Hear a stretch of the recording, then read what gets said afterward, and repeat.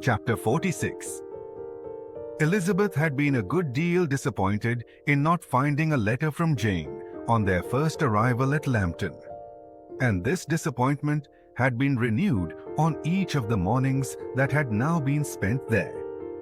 But on the third, her repining was over, and her sister justified by the receipt of 2 letters from her at once, on one of which was marked that it had been sent elsewhere. Elizabeth was not surprised at it, as Jane had written the direction remarkably ill.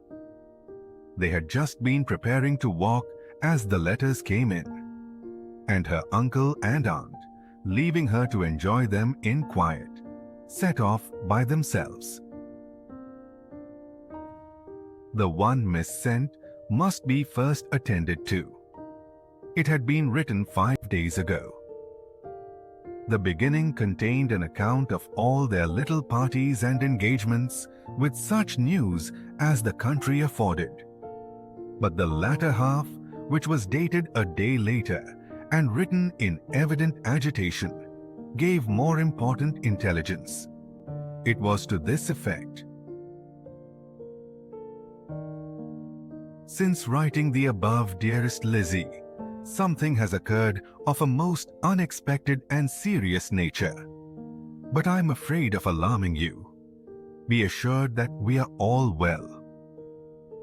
What I have to say relates to poor Lydia.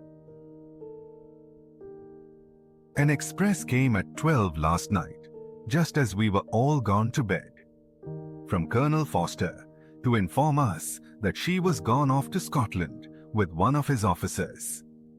To own the truth, with Wickham. Imagine our surprise. To Kitty, however, it does not seem so wholly unexpected. I am very, very sorry. So imprudent a match on both sides. But I am willing to hope the best, and that his character has been misunderstood. Thoughtless and indiscreet, I can easily believe him. But this step, and let us rejoice over it, marks nothing bad at heart. His choice is disinterested at least, for he must know my father can give her nothing. Our poor mother is sadly grieved. My father bears it better. How thankful am I that we never let them know what has been said against him. We must forget it ourselves. They were off Saturday night about 12, as is conjectured, but were not missed till yesterday morning at 8. The express was sent off directly. My dear Lizzie, they must have passed within 10 miles of us. Colonel Forster gives us reason to expect him here soon. Lydia left a few lines for his wife, informing her of their intention. I must conclude, for I cannot be long from my poor mother.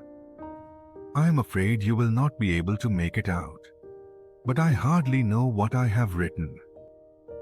Without allowing herself time for consideration, and scarcely knowing what she felt, Elizabeth, on finishing this letter, instantly seized the other, and opening it with the utmost impatience, read as follows. It had been written a day later than the conclusion of the first. By this time, my dearest sister, you have received my hurried letter. I wish this may be more intelligible. But though not confined for time, my head is so bewildered that I can't answer for being coherent. Dearest Lizzie, I hardly know what I would write. But I have bad news for you, and it cannot be delayed. Imprudent as a marriage between Mr. Wickham and our poor Lydia would be, we are now anxious to be assured it has taken place, for there is but too much reason to fear they are not gone to Scotland. Colonel Forster came yesterday, having left Brighton the day before, not many hours after the express. Though Lydia's short letter to Mrs. F.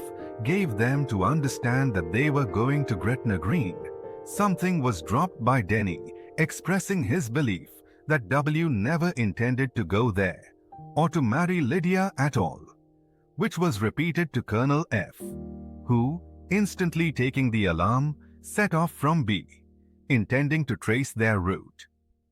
He did trace them easily to Clapham, but no farther, for on entering that place, they removed into a hackney coach and dismissed the chaise that brought them from Epsom. All that is known after this is that they were seen to continue the London road. I know not what to think. After making every possible inquiry on that side of London, Colonel F came on into Hertfordshire, anxiously renewing them at all the turnpikes and at the inns in Barnet and Hatfield, but without any success. No such people had been seen to pass through. With the kindest concern, he came on to Longbourn and broke his apprehensions to us in a manner most creditable to his heart. I am sincerely grieved for him and Mrs. F, but no one can throw any blame on them. Our distress, my dear Lizzie, is very great. My father and mother believe the worst, but I cannot think so ill of him. Many circumstances might make it more eligible for them to be married privately in town than to pursue their first plan. And even if he could form such a design against a young woman of Lydia's connections, which is not likely, can I suppose her so lost to everything? Impossible. I grieve to find, however, that Colonel F is not disposed to depend upon their marriage. He shook his head when I expressed my hopes, and said he feared W was not a man to be trusted.